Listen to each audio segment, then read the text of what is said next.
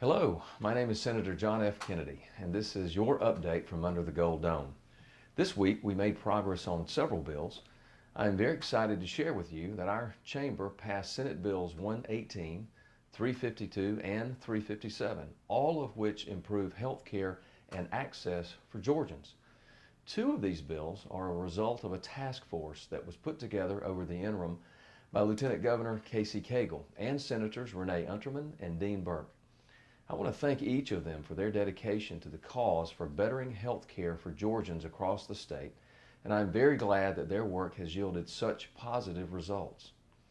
Senate Bill 118 increases the age that private medical insurers are required to cover children with autism. I supported our original Senate bill that required coverage to be provided for children that suffer with autism. However, the current law only requires these insurers to cover children with autism under the age of 6.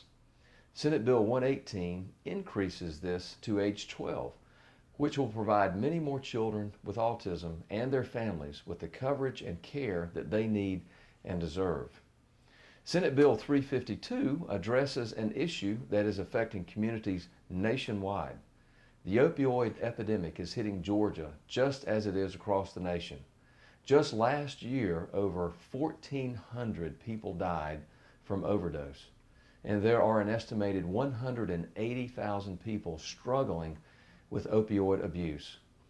These numbers are far too high, and Senate Bill 352 aims to lower this number and stop these tragedies by creating the Commission on Substance Abuse and the position of Executive Director of Substance Abuse, Addiction, and Related Disorders.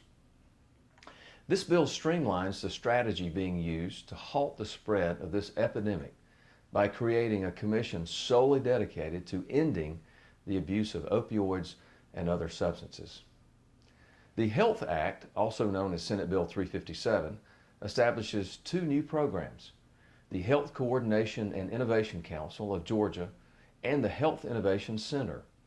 This bill brings together different aspects of Georgia's healthcare system to create a more efficient coordination among the private and public sectors, as well as academia.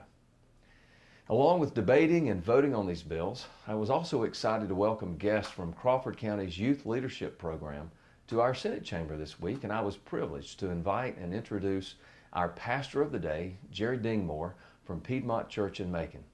It is always a true pleasure to have guests from the 18th District, and I encourage anyone who would like to visit and see the Senate in action to please do so. Please contact my office if you have any questions. Thank you for your time, and I look forward to keeping you updated over the course of this session. Thank you.